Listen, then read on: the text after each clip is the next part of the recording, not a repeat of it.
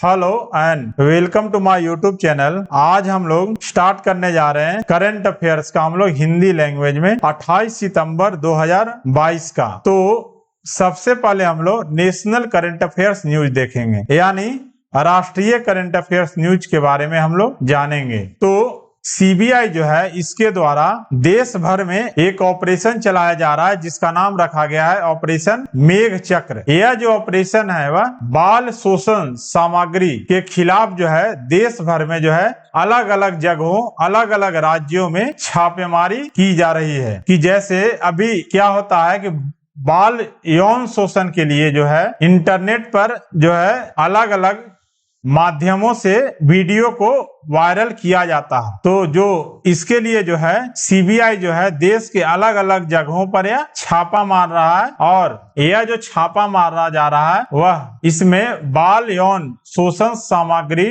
Online प्रसार मामलों की तलाश की जा रही है, क्योंकि इस समय में यह और ज्यादा बढ़ गया है। जो बाल यौन शोषण है इसका मामला और ज्यादा बढ़ गया है। इसके लिए जो है सीबीआई जो है ऑपरेशन मेघ चक्र चला रहा है। और सीबीआई के जो महानिदेशक हैं वह है सुबोध कुमार जायसवाल, और सीबीआई के का मुख्यालय जो है यह नई दिल्ली में स्थित है। अगला जो है एजियास जो है कंपनी, एजियास जो कंपनी है यह बेल्जियम की कंपनी है। एजियास जो कंपनी है यह बेल्जियम की कंपनी है, जो कि भारतीय जीवन बीमा कंपनी में 74% की हिस्सेदारी रखने वाला यह पहला विदेशी व्यवसाय बन गया है। यह जो है बेल्जियम की कंपनी है, इंश्योरेंस बेस्ड यह कंपनी है बेल्जियम की, जो कि भारतीय जीवन बीमा कंपनी में 74% की हिस्सेदारी रखने वाला यह पहला विदेशी कंपनी बन गया है। और एजियास जो है, एजियास फेडरल लाइफ इंश्योरेंस में जो है आईडीबीआई बैंक का भी 25% का स्वामित्व खरीदा है। अगला जो है बथुकम्मा जो है वह तेलंगाना का एक त्योहार है, जो कि राज्य में धूमधाम से मनाया जा रहा है। यह जो है 9 दिन तक यह चलता है त्योहार बथुकम्मा, जिसमें कि जो राज्य में की महिलाएं हैं यह बढ़ चढ़कर इस उत्सव में भाग लेती हैं। और यह जो है बथुकम्मा वह पितृपक्ष यानी भादों की अमावस्या से आरंभ होकर नवरात्रि की अष्टमी के दिन यह पूर्ण होता है। तेलंगाना की जो राजधानी है वह हैदराबाद, और तेलंगाना के जो मुख्यमंत्री है वह के चंद्रशेखर राव, और तेलंगाना के राज्यपाल हैं वह डॉक्टर तमिलिसाई सौंदरराजन, डॉक्टर तमिलिसाई सौंदरराजन। अगला है नवजात शिशुओं की मौत को रोकने के लिए जो है असम का जो सरकार है वह एक नया उपकरण का इस्तेमाल करने जा रहा है, जिसका नाम है सास। यह जो सास उपकरण है इसको बेंगलुरु के एक स्टार्टअप है वह इसे बनाया है। इस योजना पर काम करने के लिए जो है बेंगलुरु के एक स्टार्टअप से अपना हाथ मिलाया है। और यह जो सांस उपकरण है इससे क्या होगा, जो भी बच्चे नवजात शिशु जो कि जिनका देहांत होता है सांस संबंधी समस्याओं के कारण, उनको यह अब सांस संबंधी समस्याओं को निजात पाने में यह मदद मिलेगा। असम की जो राजधानी है वह दिसपुर, असम के जो मुख्यमंत्री हैं डॉक्टर हिमंत बिस्व शर्मा हैं, और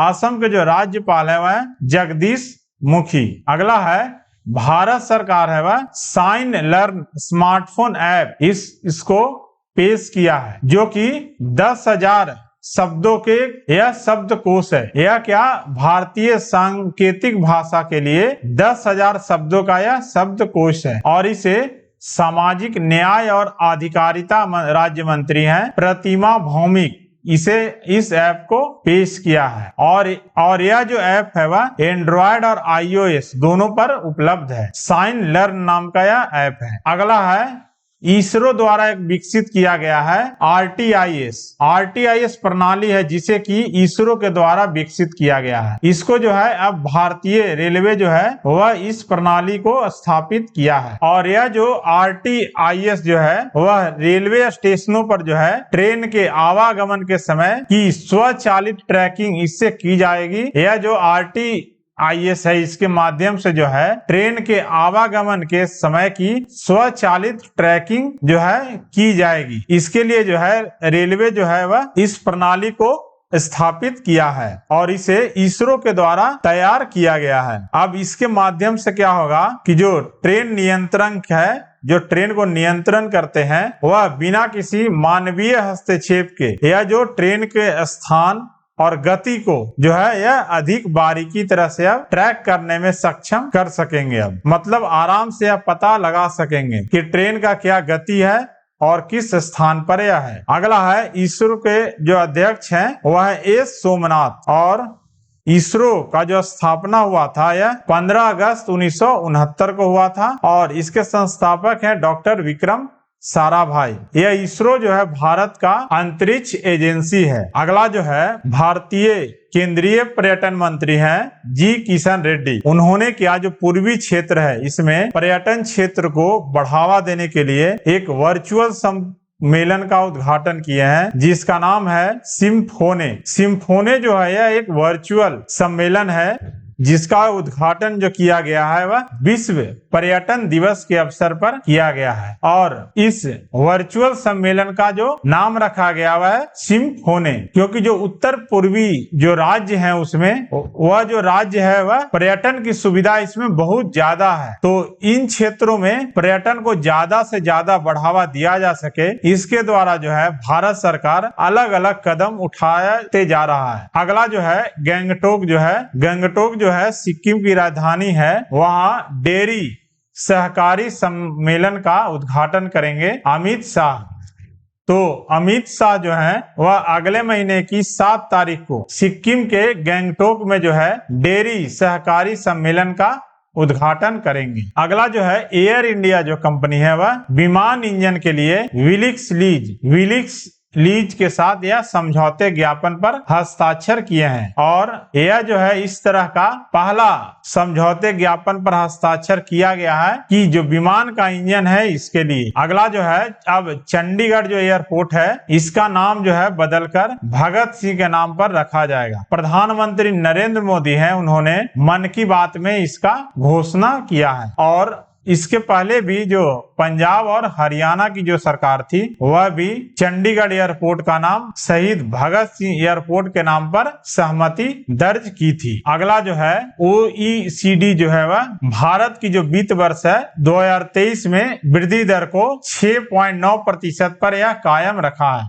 और उन्होंने यह कहा है कि जो कमजोर वैश्विक परिदृश्य के बावजूद भी भारत की वृद्धि दर जो है मजबूत रहेगी और अलग अलग जो संस्थाएं हैं उन सब ने भारत की जो ग्रोथ वृद्धि दर है उसको पहले से जो अनुमान लगाया था उससे कम किए हैं और S&P जो ग्लोबल रेटिंग एजेंसी है वह भारत की वृद्धि दर को 7.3% रहने का यह अनुमान लगाया है। अगला हम लोग अंतर्राष्ट्रीय समाचार के बारे में देखते हैं तो रॉयल सोसाइटी ऑफ केमिस्ट्री है वह CSIR एक संस्था है भारत सरकार की, उसके साथ जो है भारतीय स्कूलों में रसायन विज्ञान के लिए सहयोग किया है। तो जो रॉयल सोसाइटी ऑफ केमिस्ट्री है वह CSIR संस्था है, उसके द्वारा दोनों ने समझौते ज्ञापन पर यह हस्ताक्षर किया है कि दोनों मिलकर स्कूलों और विश्वविद्यालयों में जो है केमिकल साइंस को और बढ़ावा देंगे और एक दूसरे को सहयोग करेंगे। इसके लिए जो दोनों मिलकर क्या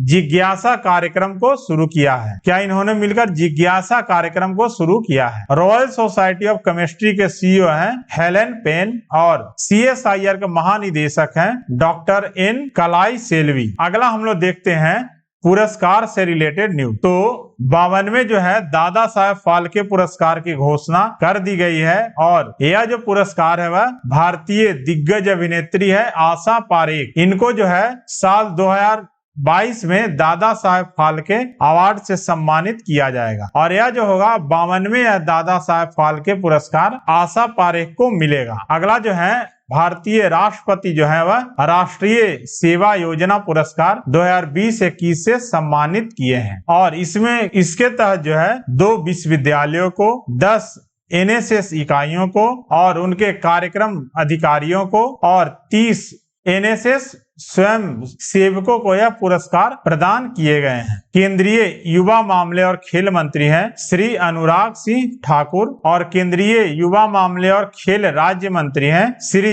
निशीथ प्रमाणिक और युवा मामले के सचिव हैं श्री संजय कुमार।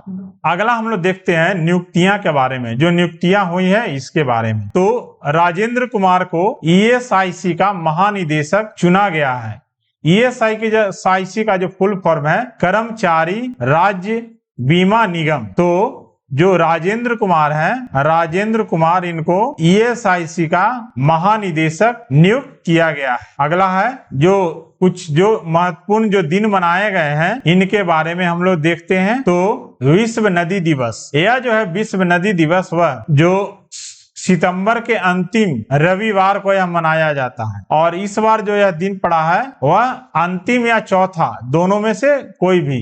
इस साल जो है 25 सितंबर को यह मनाया जा रहा है। और भारत जो है नदियों की धरती है और यहाँ जो है सभ्यताओं की शुरुआत हुई है, और यह जो सभ्यताओं की भी शुरुआत हुई थी वह सिंधु नदी के किनारे हुई थी। तो भारत में हिमालय से भी निकलने वाली काफी नदियां हैं। तो यह इसके कारण जो है नदियों के कारण जो है सिंचाई की सुविधा आदि बहुत आराम से की जा सकती है। तो हमें नदियों को जो है नदियों पर ध्यान देना बहुत जरूरी है और इसको संरक्षण करना भी बहुत ज्यादा जरूरी है। और इस साल जो है विश्व नदी दिवस का जो थीम रखा गया है वह है एक नदी जो है सब कुछ बदल सकती है। अगला है विश्व पर्यावरण स्वास्थ्य दिवस 2022। यह जो है 26 सितंबर को मनाया जाता है हर साल, और इसका जो मुख्य उद्देश्य मनाने के पीछे वह पर्यावरण स्वास्थ्य के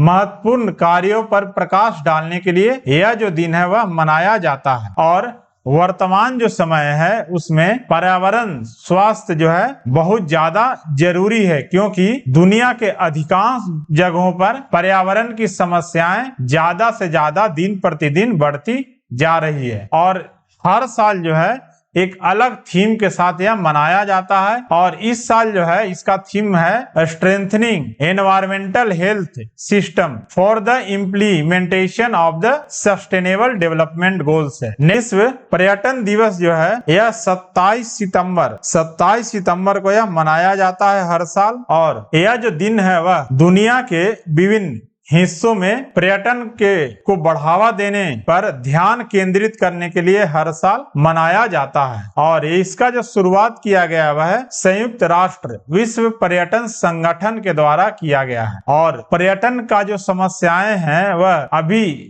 ज्यादा और खराब हो गया है, क्योंकि जो कोरोना यानी कोविड-19 जो बीमारी आया था उसके कारण जो है पर्यटन जो है विश्व भर में लगभग खत्म ही हो गया था। क्योंकि इस महामारी के कारण जो है लोग घरों से निकलने से डरते थे, तो पर्यटन के लिए दूसरे जगह जाना तो दूर की बात है लोगों के लिए। अब जो है यह बीमारी कोरोना की यह लगभग अब खत्म हो रही है, और लगभग इसका जो संख्या है वह दिन प्रतिदिन कम होता जा रहा है। तो अब पर्यटन का जो है अलग अलग देशों में पर्यटन के लिए जो है लोगों की भीड़ अब धीरे धीरे बढ़ती जा रही है, और लोगों के बीच हमको यह जागरूक फैलाना है कि पर्यटन का क्या महत्व है हमारे लाइफ में। इसके लिए जो है हर साल विश्व पर्यटन दिवस मनाया जाता है। पर्यटन का जो सबसे ज्यादा प्रभाव पड़ा है वह कोविड की महामारी के कारण ही सबसे अधिक प्रभावित किया है पर्यटन के क्षेत्र को यह। और इस साल जो है विश्व पर्यटन दिवस का जो थीम रखा गया है वह है रीथिंकिंग टूरिज्म, मतलब फिर से टूरिज्म सेक्टर में गति प्रदान किया जा सकता है। अगला हम लोग देखते हैं खेलकूद से रिलेटेड न्यूज के बारे में। तो बर्लिन मैराथन 2022 में इलियूड किपचोगे जो है वह बर्लिन मैराथन जीत लिए हैं, और उन्होंने अपना ही विश्व रिकॉर्ड को तोड़ा है। तो बर्लिन मैराथन 2022 में इलियूड किपचोगे जो है वह अपने ही विश्व रिकॉर्ड को तोड़ा है। अगला है झूलन गोस्वामी जो है भारतीय महिला क्रिकेटर हैं, उन्होंने अपना आखिरी मैच जो है इंग्लैंड के खिलाफ खेला है, और उन्होंने संन्यास लेने की घोषणा कर दी है। वह जो है विश्व में सर्वाधिक विकेट लेने वाली खिलाड़ी है। सो thanks for watching my video. Please like, subscribe and share my video.